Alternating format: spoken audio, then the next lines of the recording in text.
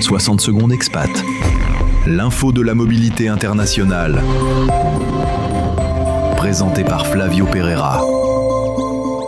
En Russie, le chercheur français Laurent Vinatier pourrait être jugé à la fin du mois de février 2026 pour espionnage, selon son avocat.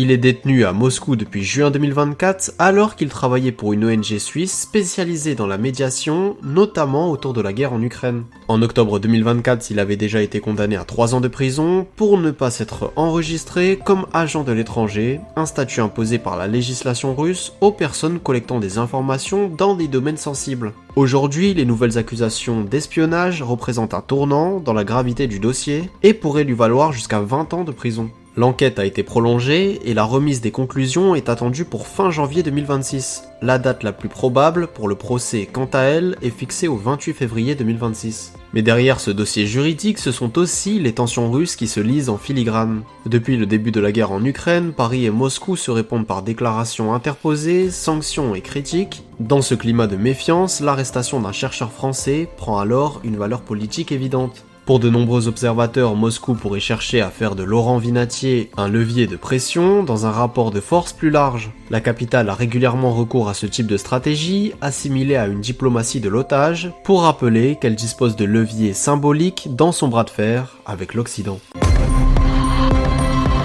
Toute l'info de la mobilité internationale est disponible sur françaisdanslemonde.fr.